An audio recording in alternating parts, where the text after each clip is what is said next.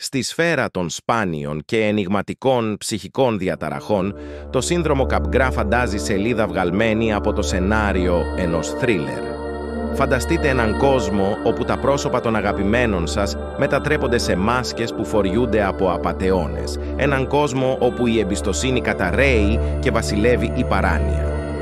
Φανταστείτε ότι ξυπνάτε ένα συνηθισμένο πρωινό, καθώς όμως κοιτάζετε τον σύντροφό σας, το παιδί σας, τον αγαπημένο σας φίλο, μια ανατριχιαστική σκέψη τρυπώνει στη συνείδησή σας σαν ψίθυρος. Το πρόσωπο που έχετε μπροστά σας δεν είναι αυτό που φαίνεται να είναι. Τα μάτια του, το χαμόγελό του, η φωνή του, όλα αποτελούν μια πονηρή ψευδαίσθηση που σκοπό έχει να σας εξαπατήσει. Το σύνδρομο Capgras περιγράφηκε για πρώτη φορά από τον Γάλλο ψυχίατρο Joseph Capgras το 1923 και αποτελεί μια σπάνια νευροψυχιατρική διαταραχή που χαρακτηρίζεται από την παραλυρηματική ιδέα ότι ένα οικείο πρόσωπο, συχνά ένα στενό μέλος της οικογένειας ή φίλος, έχει αντικατασταθεί από έναν πανομοιότυπο σωσία. Το σύνδρομο αυτό ρίχνει φως στις περίπλοκες λειτουργίες της ανθρώπινης νόησης, ιδίως στους τομείς της αναγνώρισης ενός προσώπου, της συναισθηματικής επεξεργασίας και της ενσωμάτωσης των αισθητηριακών πληροφοριών.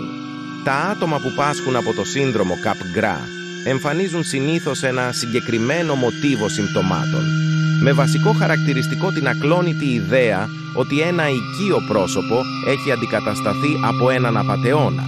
Οι πάσχοντες αναφέρουν συχνά μια συναισθηματική αποσύνδεση με τον απατεώνα, παρά το γεγονός ότι τον αναγνωρίζουν οπτικά. Αυτή η αποσύνδεση μεταξύ οπτικής και συναισθηματικής αναγνώρισης αναδεικνύει την πολυπλοκότητα της συναισθηματικής επεξεργασίας από τον ανθρώπινο εγκέφαλο. Τι προκαλεί όμως αυτό το παράξενο σύνδρομο? Η πραγματική αιτία παραμένει ακόμα μυστήριο, αλλά ορισμένες θεωρίες υποδηλώνουν ότι το σύνδρομο Capgras μπορεί να συνδέεται με εγκεφαλικές κακώσεις, νευροεκφυλιστικές ασθένειες ή ανισορροπίες στους νευροδιαβιβαστές.